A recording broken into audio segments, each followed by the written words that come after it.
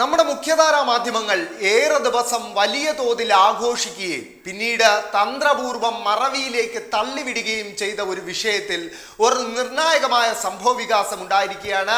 നമുക്കറിയാവുന്ന പോലെ ഏറെ നാൾ വിവാദ നായകനായി നിന്ന ADGP MR അജിത് കുമാറിനെ കഴിഞ്ഞ ദിവസം അദ്ദേഹത്തിനെതിരായ അനധികൃത സ്വത്ത് സമ്പാദനമടക്കം അന്വേഷിക്കുന്ന വിജിലൻസ് സംഘം 6 മണിക്കൂർ തുടർച്ചയായി ചോദ്യം ചെയ്തിരിക്കുകയാണ്. കഴിഞ്ഞ ദിവസമാണ് വിജിലൻസ് സംഘത്തിന് മുമ്പിൽ ഹാജരായ ADGP MR അജിത് കുമാറിനെ 6 മണിക്കൂർ തുടർച്ചയായി വിജിലൻസ് സംഘം ചോദ്യം ചെയ്തത്.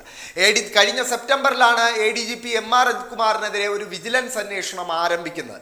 അതിന് പ്രധാന കാരണം PV അൻവർ MLA ഉന്നയിച്ച ആരോപണങ്ങളുടെ അടിസ്ഥാനത്തിൽ DGP ദർവേഷ് സാഹിബ് ഒരു വിജിലൻസ് അന്വേഷണത്തിന് സർക്കാരിനോട് ശുപാർശ ചെയ്യുകയും അതിൻ്റെ അടിസ്ഥാനത്തിൽ ഒരു വിജിലൻസ് അന്വേഷണം ആരംഭിക്കുകയും ചെയ്തിരുന്നു.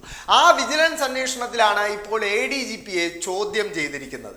ഇപ്പോൾ പുറത്തു വരുന്ന മാധ്യമ വാർത്തകളെ വിശ്വസിക്കുകയാണെങ്കിൽ ADGP തൻ്റെ കൈവശമുള്ള രേഖകൾ, തനിക്ക് അനധികൃത സ്വത്തില്ല എന്ന് തെളിയിക്കാൻ പാകത്തിലുള്ള രേഖകൾ അന്വേഷണ സംഘത്തിന് മുമ്പിൽ സമർപ്പിക്കുകയും അതോടൊപ്പം ഈ ആരോപണങ്ങളെല്ലാം തെറ്റാണ് എന്നൊരു വാദം ഉന്നയിക്കുകയും അതോടൊപ്പം ഇതിന് പിന്നിൽ മതമൗലികവാദികളാണ്, ഈ ആരോപണങ്ങൾക്ക് പിന്നിൽ മതമൗലികവാദികളാണ് എന്നൊരു ആരോപണം ഉന്നയിച്ചതായും ഇപ്പോൾ മാധ്യമ വാർത്തകൾ പുറത്തു വരുന്നുണ്ട്. ഇന്ന് രാവിലെ മുതലാണ് കേരളത്തിലെ മുഖ്യധാരാ മാധ്യമങ്ങൾ അടക്കമുള്ളവ ചെറിയ തോതിലെങ്കിലും ഈ ചോദ്യം ചെയ്യലിൻ്റെ വാർത്ത പുറത്തുവിടുന്നത്. നമുക്കറിയാവുന്ന പോലെ PV അൻവറും മാധ്യമങ്ങളും ഒരേ സ്വരത്തിൽ ഇടക്കാലത്ത് ഉന്നയിച്ച ആരോപണം ADGP MR അജിത് കുമാറിനെ ആഭ്യന്തര വകുപ്പും മുഖ്യമന്ത്രിയും സംരക്ഷിക്കുന്നു എന്നായിരുന്നു.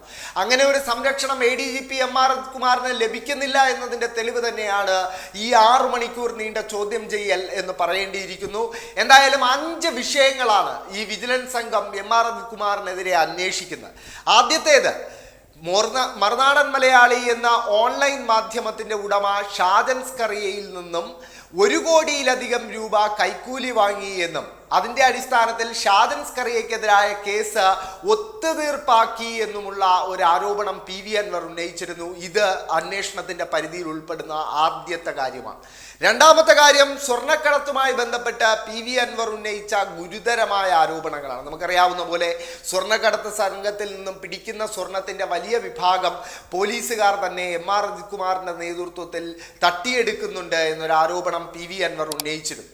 ആ ആരോപണമാണ് ഇപ്പോൾ അന്വേഷണ പരിധിയിൽ ഉൾപ്പെടുത്തിയിട്ടുള്ളത്. അതോടൊപ്പം തിരുവനന്തപുരം കവടിയാറിൽ MR അജിത് കുമാർ നിർമ്മിക്കുന്ന ഒരു ആഡംബര സൗധത്തെക്കുറിച്ചുള്ള വിഷയം PV അൻവർ വലിയ തോതിൽ ഉന്നയിക്കുകയും മാധ്യമങ്ങളടക്കം ആ പണി നടന്നുകൊണ്ടിരിക്കുന്ന ആഡംബര വീട്ടിലേക്ക് വാർത്തയെടുക്കാനായി പോകുന്ന സാഹചര്യം പോലും ഉണ്ടാവുകയും ചെയ്തിരുന്നു.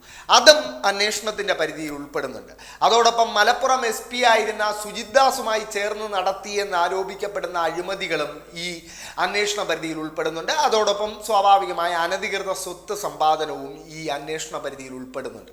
അങ്ങനെ 5 കാര്യങ്ങളാണ് ഈ വിജിലൻസ് അന്വേഷണ സംഘം MR അജിത് കുമാറിനെതിരെ അന്വേഷിക്കുന്നത്. അതിൻ്റെ ഭാഗമായാണ് ഇപ്പോൾ 6 മണിക്കൂർ MR അജിത് കുമാറിനെ ചോദ്യം ചെയ്തിരിക്കുന്നത്.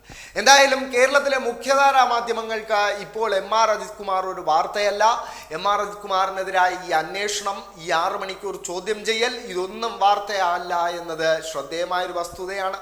എന്തായാലും MR അജിത് കുമാറിനെതിരായ അന്വേഷണത്തിൽ 2 ആഴ്ചയ്ക്കുള്ളിൽ വിജിലൻസ് അന്വേഷണ സംഘം അന്വേഷണ റിപ്പോർട്ട് സമർപ്പിക്കും എന്നാണ് നമുക്ക് മനസ്സിലാക്കാൻ സാധിക്കുന്നത്. അങ്ങനെയാണെങ്കിൽ വീണ്ടും MR അജിത് കുമാറും അദ്ദേഹത്തിനെതിരായ വിഷയങ്ങളും ഒരു ചർച്ചാ വിഷയമായി മാറാൻ സാധ്യതയുണ്ട് ഈ അന്വേഷണ റിപ്പോർട്ട് പുറത്തു വരുമ്പോൾ എന്നാണ് നമ്മൾ മനസ്സിലാക്കുന്നത്.